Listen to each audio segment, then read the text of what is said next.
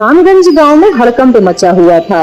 गांव की उस नदी में जहां पर सिर्फ औरतों को जाने की इजाजत थी, उस नदी में एक लड़की जिसका नाम सपना था, उसकी तैरती हुई लाश मिली थी।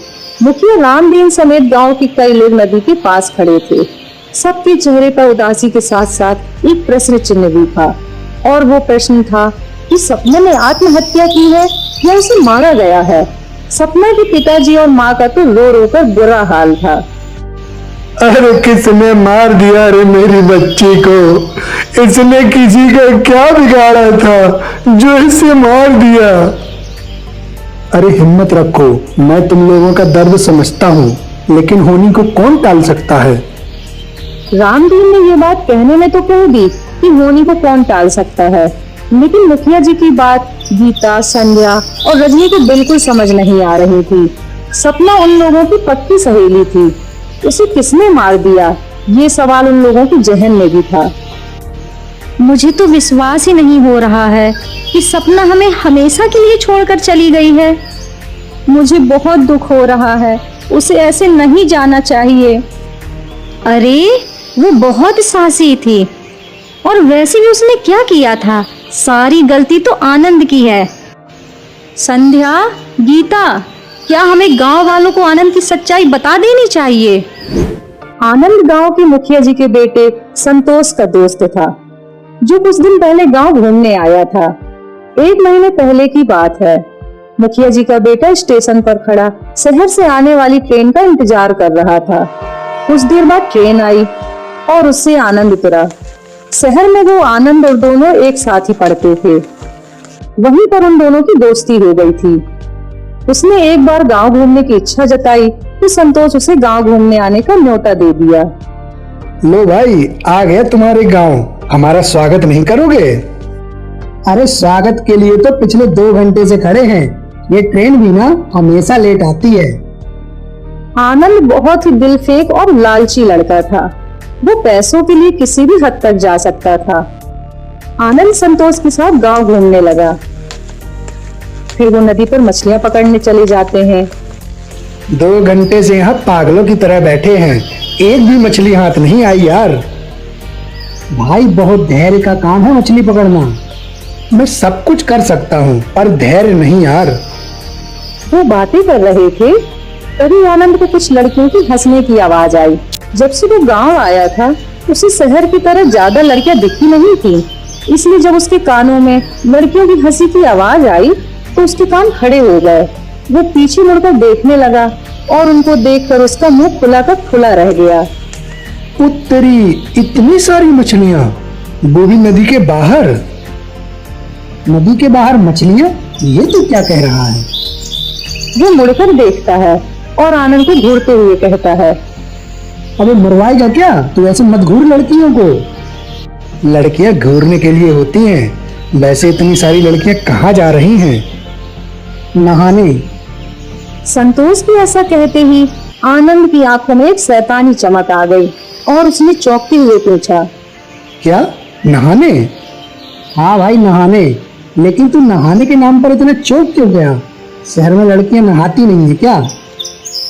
अरे चौंक मत यार, शहर में लड़कियां नहाती तो है, लेकिन इस तरह ग्रुप में नहाने नहीं जाती। ये गांव है, यहाँ ऐसे ही जाती हैं। लड़कियों के लिए एक नदी फिक्स है और वहाँ किसी को भी जाने की इजाजत नहीं है। आनंद के शैतानी दिमाग में संतोष की ये बातें सुनकर कुछ ख्याल आने लगे। भाई कभी ले चलना वहाँ, हम भी तो देखें ऐसा अद्भुत नजारा जहाँ एक साथ कई लड़कियां नहाती हों। अबे पागल हो गया क्या? अभी तो बोला ना कि वहाँ लड़कियों के अलावा कोई नहीं जा सकता। आनंद की बातों को सुनकर संतोष चिढ़ गया और उसने आनंद से कहा, देख आनंद, दोस्ती अपनी जगह है, लेकिन हमारे गांव के नियमों को तोड़ने की कोई सपने में भी नहीं सोच सकता। फिर एक दिन मौका पाकर आनंद लड़कियों के पीछे पीछे उस नदी तक चला गया। वहाँ वो एक पेड़ की ओट में छिप जाता है और उन्हें नहाते देखने लगा।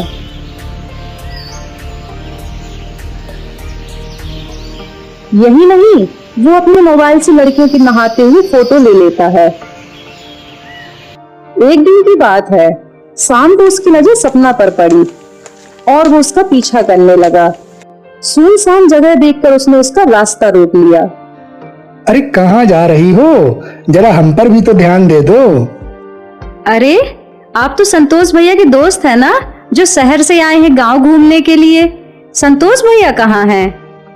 अरे तुम्हारे संतोष भैया कहीं काम से गए हैं, लेकिन मेरे पास तुम्हें दिखाने के लिए एक चीज है।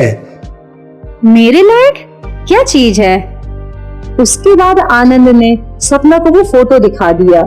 उसे देखकर सपना का चेहरा पीला पड़ गया। ये सब क्या है?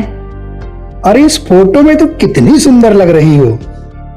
आप तो बहुत ही बेशर्म हैं। मैं अभी आपकी शिकायत पूरे गांव में करती हूँ। अरे इससे क्या होगा, तू ही बदनाम होगी। मैं डरने वाली नहीं। मैं डरा नहीं रहा हूँ, मैं तो बस बता रहा हूँ। क्यों अपनी इज्जत से खेल रही हो? मैं ये फोटो किसी को नहीं दिखाऊंगा। तुम्हारी इज्जत मेरी इज्जत है। बस। आनंद की बात सुनकर सपना घबरा गई, लेकिन उसे इतना पता था कि आनंद जो कह रहा है वो किसी भी कीमत पर नहीं करना है। देखिए, मुझे जाने दीजिए, नहीं तो मैं शोर मचाऊंगी। ये कहकर वो वहां से भाग गई। उसी रात वो अपनी सहेलियों से मिली और उन्हें सारी बातें बताई, लेकिन सपना डर गई थी और उसे खुद से ज्यादा अपने माता पिता की बदनामी की चिंता होने लगी। इसलिए उसने एक बड़ा कदम उठा लिया। मेरे पास इसके अलावा और कोई चारा नहीं है। सपना की आत्महत्या को 2 दिन बीत गए थे। आनंद को उम्मीद नहीं थी कि वो ऐसा कुछ करेगी, लेकिन इतने के बावजूद उसे चैन नहीं था। वो एक बार फिर से दूसरी बार नदी के किनारे फोटो बनाने के लिए छुपा हुआ था। तभी उसके सिर पर जोरदार डंडा पड़ा। वो चीख पड़ा। उसने अपना सिर उठाया तो देखा कि गांव की सारी लड़कियां हाथ में डंडा लिए उसकी तरफ गुस्से से देख रही हैं। तुमने हमारी एक दोस्त को हमसे छीन लिया, फिर भी तुम्हें चैन नहीं मिला। हमें तो पता ही था कि तुम ये हरकत फिर से करोगे, लेकिन इस बार तुझे इसकी ऐसी सजा देंगे कि तुम कभी भूल नहीं पाओगे। सारी लड़कियों ने डंडे से उसकी पिटाई शुरू कर दी और उसे मार मार कर अधमरा कर दिया। अरे मर गया रे, माफ कर दो मुझे। अरे रे, मार डाला रे। सारी लड़कियां उसे खींचकर गांव ले आई और गांव वालों को सारी बातें बताई। मुखिया जी ने तुरंत पुलिस को फोन किया और उसे पुलिस ने जेल में डाल दिया।